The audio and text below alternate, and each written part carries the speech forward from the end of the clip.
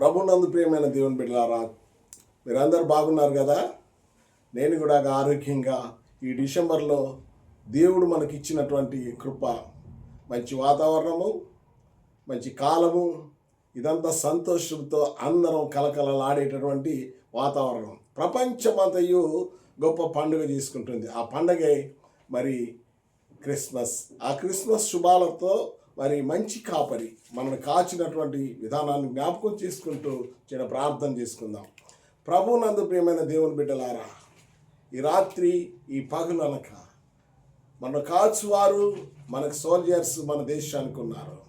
వారు ఎల్లప్పుడూ మన రక్షణ కొరకు అయినారు. కానీ ప్రపంచాన్ని కాపాడే మంచి కాపరి ఆయన వెలుగై ఉన్నాడు.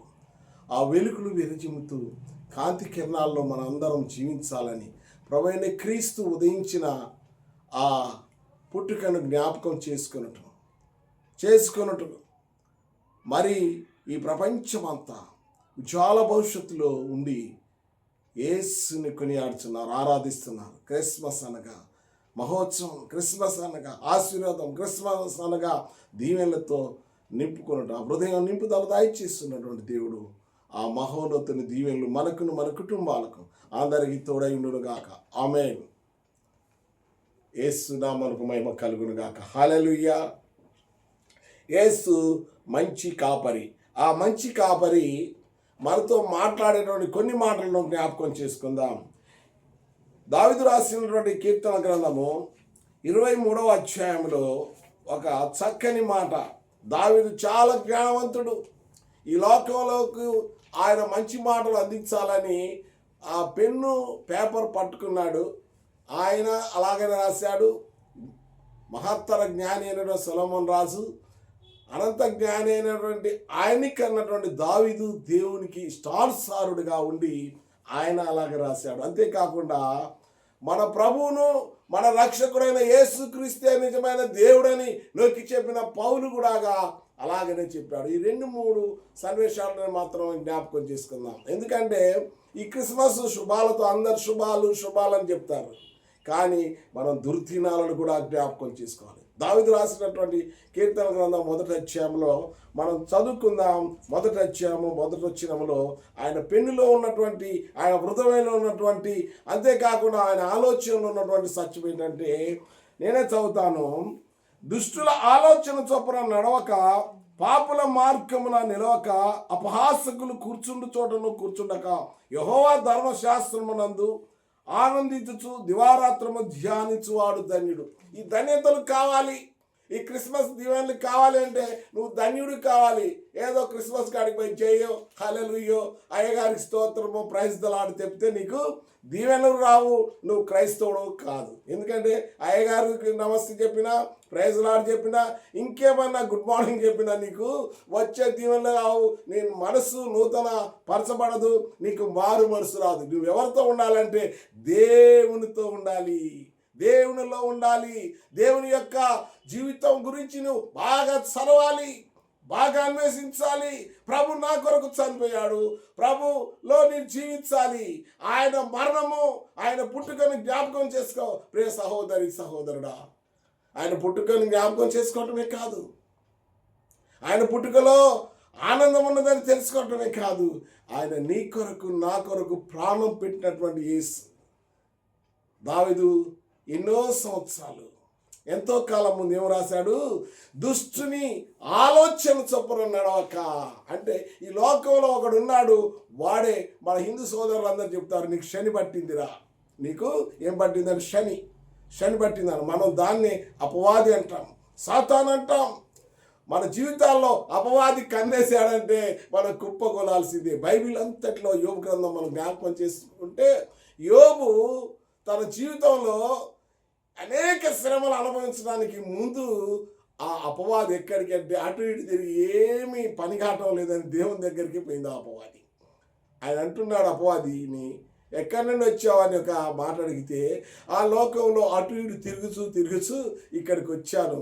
అటు ఇటు తిరుగుతుంటాడు, ఎక్కడ వెతుకుతుంటాడు, ఎవరిని పట్టుకుందామా, ఎవరిని మరి లోనికి లాగుదామా. అంతేకాదు, వాడు మనని ఇక్కడే పడవేయటం కాదు, వాని యొక్క ఆలోచన ఏంటంటే ప్రతి వాడిని నరకంలోనికి లాగటం అని యొక్క ఆలోచన. ప్రతివాని నిజ జీవితం నుండి అపజీవితానికి పడవేయటం అనే ఆలోచన. ఆరోగ్యవంతుని అనారోగ్యవంతునిగా చేయట, విద్యావంతుడై ఉన్నటువంటి వాడిని విద్యాహీనుడిగా చేయటం. బాగా చదివిన వానికి ఏమైంది అంటారు చాలామంది, వారికి బాగా చదివి ఏమొచ్చిందంటే పిచ్చిలేసింది అంటారు అనమాట. అంటే జ్ఞానవంతుడు ఉండటం దానికి ఇష్టం లేదు.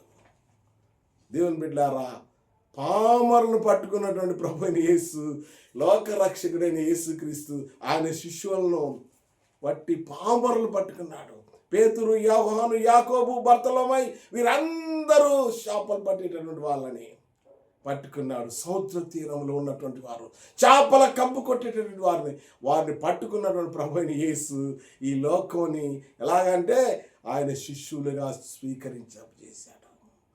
ఆయనని హత్తుకున్నాడు, నీటిపై నడిపించాడు, రోగులను గద్దించడం నేర్పించాడు, దయ్యములను ఎలగట్టడం నేర్పించాడు, కాపరత్వం నేర్పించాడు, దుష్టుని గద్దించడం నేర్పించాడు, మంచి జీవితాన్ని వారికి నేర్పించాడు. ఈ లోకంలో ఆయన ఈ లోకం విడిచిన తర్వాత భూలోకాన్ని కాపాడుటకును అనేక శిశువులను ఆయన ఎలా చేసుకున్నాడు. వారందరి యొక్క ప్రార్థన ఫలితాలే మరి మనం ఈరోజు క్రైస్తవులుగా జీవిస్తున్నాం. దావీదంటాడు ఇంకొక మాట, యెహోవా దేవుడు కాగలిగిన జనుడు ధన్యుడు. ఆ ధన్యతలోకి నడిపించాలి, ఆ ధన్యతలో మనం జీవించాలి. ఆ ధన్యతలో నేను ఉంటేనే క్రిస్మస్ శుభాలు, లేకపోతే స్నేహితులను కౌగులించుకున్నంత మాత్రం ఉన్నా. ఒకవేళ తెల్ల బట్టలు వేసుకొని మరి క్రైస్తవుని బైబిల్ పట్టుకొని వస్తుంటే, అమ్మా మీరు మా కొరకు ప్రార్థన చేయండి అంటే వారు లోకం అంతా కొరకు ప్రార్థన చేస్తారు. నీ కొరకు నా కొరకే కాదు, ప్రజలందరి కొరకును, దేవుని రాక కొరకును, దేవునితో నేను జీవించాలని వారి యొక్క ప్రార్థన ఉంటుంది. కానీ దేవుని శిష్యులైనటువంటి వారిలో ఎవరైతే ప్రభువుని నిజంగా యేసుక్రీస్తు చనిపోయి లేచాడా అని నమ్మనటువంటి తోమ ఆయన గాయంలో వేలు పెట్టి చూసి నిజమైన దేవుడు యేసుక్రీస్తు అని ఆ ఇశ్రాయేలు దేశము నుండి, ఆ యొక్క సిలువనేసిన గొల్గొతా కొండ నుండి, అక్కడి నుండి ఆయన ప్రయత్నం భారతదేశం కేరళ రాష్ట్రం వరకు వచ్చి మరి అక్కడ స్వార్థ చేసి మన దేశంలో విస్తారంగా తిరిగి మద్రాసు పట్టణంలో ఆయన స్వార్థ ప్రకటించి మన దేశంలోనే ఆయన తుది శ్వాస సాక్షిగా విడిచాడు. ప్రభునందు దేవుని బిడ్డలారా, దేవుని యొక్క జీవితం మన కొరకి, ఆయన ప్రాణం పెట్టిన యేసు, మన కొరకు చనిపోయిన యేసు, మనం రక్షించడానికి ఈ లోకానికి దిగి వచ్చిన యేసు అనేక ప్రవచనాలతో అద్భుతాలతో ఆయన దిగి వచ్చాడు. దయాప్రాప్తురాలా నీకు శుభమో గాక అని మనం ఎలా చదువుతామో అది సుమారు 650 సంవత్సరాలు యెషయా గ్రంథంలో రాయబడినటువంటి మాటలు. ఏలయనగా మనకు శిశువు పుట్టేను, కుమారుడు అనుగ్రహింపబడేను అనే మాటను జ్ఞాపకం చేసుకుంటే ఎప్పుడో వ్రాయబడది, ప్రవక్తల ద్వారా ఎప్పుడో వ్రాయబడది. ఎలయనగా అంటే ఎలాగనగా, ఎందుకనగా, ఏమి లోకంలో చాలామంది అంటారు, ఏమి ఉద్ధరించడానికి వచ్చావా నువ్వు, నీ తల్లిని ఏడిపిస్తున్నావు, నీ తండ్రిని ఏడిపిస్తున్నావు అంటారు. కానీ ఆయన తల్లిని తండ్రిని ఏడిపించడానికి రాలేదు. లోకంలో మరి 21వ అధ్యాయము ప్రకటన గ్రంథం 4వ వచనం చూస్తే ప్రతి వారి బాష్ప బిందువులు తుడవడానికి వచ్చాడు. కన్నీళ్లు తుడవడానికి వచ్చిన యేసు, నీకు సంతోషం కలిగించడానికి వచ్చినటువంటి యేసు, ఆయనే ప్రభు అయిన యేసు క్రీస్తు. ప్రభువునందు దేవుని బిడ్డలారా, మనం చదివినటువంటి భాగంలో ఉన్నటువంటి మాట మరొకసారి 23వ దావీదు కీర్తనలో మరి చివరి వచ్చిన మరి నేనే చదువుతాను, ఒకసారి జ్ఞాపకం చేసుకుందాం. నేను బ్రతుకు దినములో నీవు కృపాక్షేమములైన ఎంట వచ్చును, చిరకాలము యెహోవా మందిరములో నివాసం చేసింది. నీ నివాసం ఎక్కడ ఉంటుంది? మొదటనేమో దుష్టుల ఆలోచన చొప్పున నడవక, పాపుల మార్గము నిలవక, అపహాసకులు కూర్చున్న చోటలో కూర్చుంటాక. అంటే నువ్వు మార్పు చెందితే, దేవుని మార్గము మళ్ళించబడితే, దేవునిలో నువ్వు జీవించాలనుకుంటే, దేవునికి నీ చెయ్యి అందిస్తే నువ్వు ఎక్కడ జీవిస్తావు అంటే చిరకాలము యెహోవా మందిరములో నివాసము చేసేదను. నీ నివాసాలు ఎవరు పోగొట్టేటటువంటి కావు, అరే వాడి ఇల్లు చూడరా ఎంత గుడిసె అనొచ్చు, అరే వాడి జీవితం చూడరా పాడైపోయింది అనొచ్చు, వాడి జీవితము వాడి త్రాగిపోతు జీవితం, వాడి దొంగ జీవితం అనొచ్చు. కానీ దేవుని నమ్మిన తర్వాత, నీ చెయ్యి అందియమన్న తర్వాత దేవునితో నువ్వు జీవించే జీవితం ఎలాంటిదంటే చిరకాలము యెహోవా మందిరములో నివాసము చేసేదను. ప్రభువునందు ప్రియమైన దేవుని బిడ్డలారా, ఈ కాలము క్రిస్మస్ కాలము, ఈ కాలము మహోన్నతమైనటువంటి కాలము. మరలా కొన్ని రోజులైతే మనకు ఏమి వస్తుంది, నూతన వత్సరం. ఆ నూతన వత్సరంలో అనుకుంటా, అన్నా నేను బంద్ చేసినాని, అన్నా నేను ఇక ఇది బంద్ చేసా, చెడు పనులన్నీ బంద్ చేసిన అంటారు. కానీ ఎన్ని బంద్ చేసినంత మాత్రంలో కాదు, కానీ నువ్వు నీ జీవితంలో నూతనమైనటువంటి జీవితం అనగా మారు మనసు, దానికి తగిన ఫలాలు ఫలించాలి. యెహోవా నా కాపరి, నాకు లేమి కలుగదు. లేమి అనగా ఎప్పుడు నీకు సమృద్ధి కలుగుతున్నది. ఇదే క్రిస్మస్. క్రిస్మస్ రోజే క్రిస్మస్ కాదు, కానీ నీవు నిత్యం దేవునితో ఉంటావు, పచ్చగా ఉంటావు, దీర్ఘకాలమైనటువంటి జీవితం జీవిస్తావు. నీ పిల్లలు చూసేటటువంటి జీవితం జీవిస్తావు. మనవళ్ళు మనవరాలతో, కొడుకుల కోడలతో, బిడలతో, పాపలతో నీ ఇల్లు వెలసెల్లాలి. వారందరూ దేవుని సన్నిధిలో నూతన అనుభూతులు కలిగి నీ సంఘంలోనూ సాక్ష్యం, నీ జీవితంలో సాక్ష్యం, నీ గ్రామంలో మంచి పేరు, దేవునిలో ఉన్నతమైన విలువలను కాపాడుకోవాలి. అది ప్రసంగి 12వ అధ్యాయం మొదటి వచనంలో మనం చూసినట్లయితే సొలొమోను అనంత జ్ఞానిగా ఉండి ఆయన అదే మాట రాశాడు. ఏం రాశాడంటే దుర్దినములు రాక మునిపే అనే మాట రాశాడు. 12వ అధ్యాయము మొదటి వచనంలో మనం చూసినట్లయితే ఒక వచనం చదువుదాం. ప్రసంగి 12వ అధ్యాయం మొదటి వచనం తీశారమ్మా. దుర్దినములు రాకముందే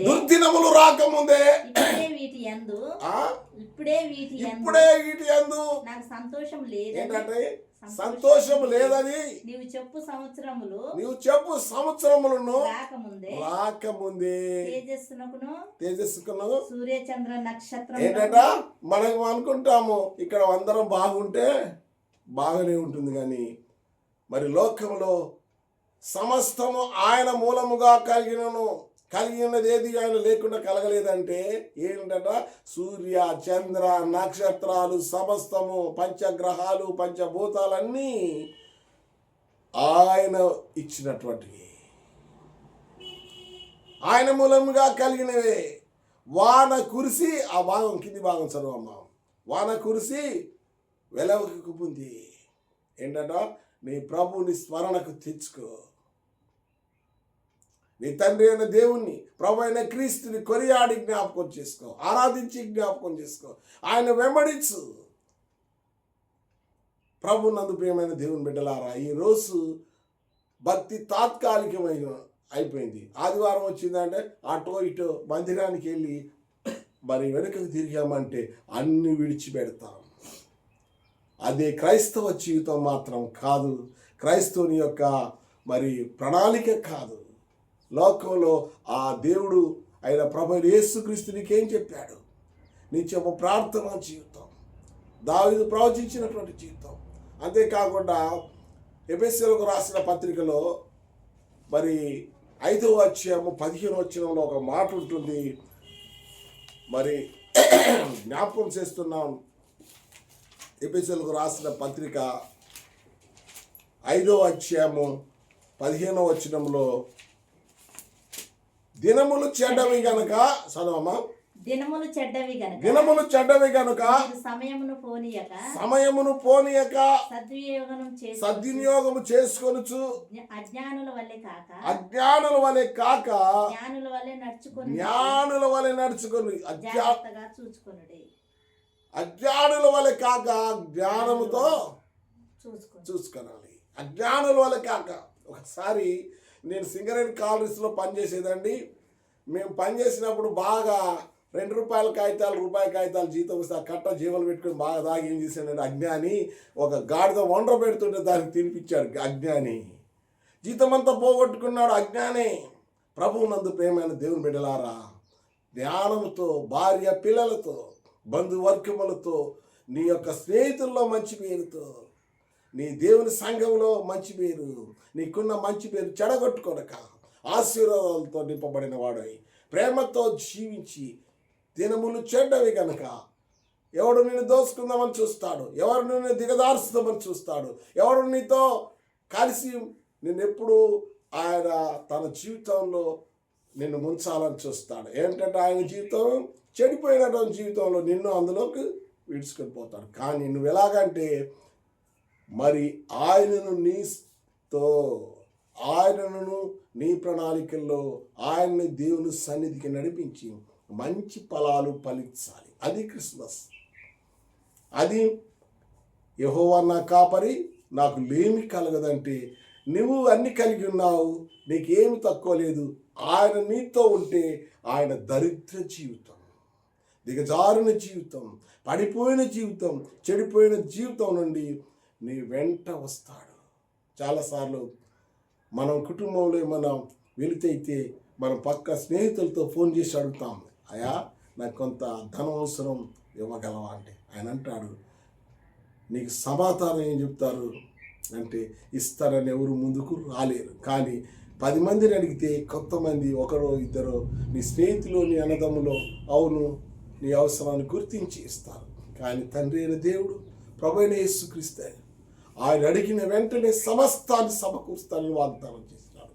నీ దినములు చెడ్డవి, నువ్వు దుర్దినాలలో ఉన్నావు, నువ్వు పడిపోతున్నావు, నువ్వు చెడిపోతున్నావు, నీకు ఏ మనిషిలో ఉన్నటువంటి విలువలు లేవు అని గమనించిన ప్రభు అంటున్నాడు, నా చెయ్యి నీకు అందించు, నీ అందున్న మాటలను నిలిచి ఉన్న ఎడల, నా అందును నీ మాటలు నిలిచి ఉన్న ఎడల నీకు ఏది ఇష్టమో.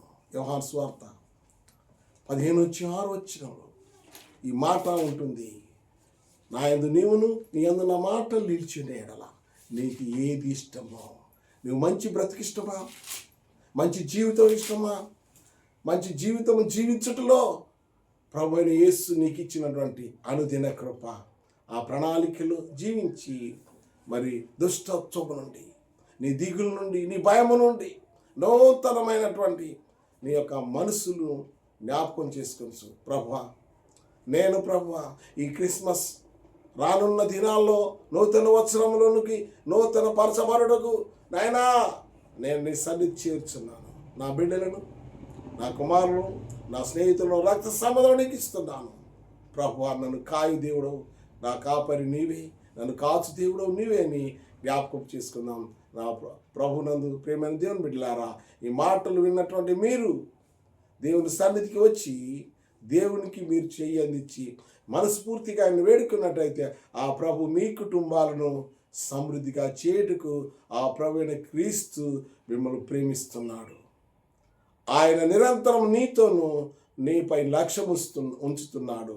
కాబట్టి ప్రభు కొరకు, ప్రభు జీవితం తెలుసుకున్నట్టు కొరకు నూతనంగా నువ్వు ఆయన సన్నిధిలోనూ హెచ్చించబడిన వాడివై జీవించాలని కోరుకుందాం. దేవుడి చిన్న మాటలను దీవించి ఆశీర్వదించునుగాక. ప్రార్థన చేసుకుందాం.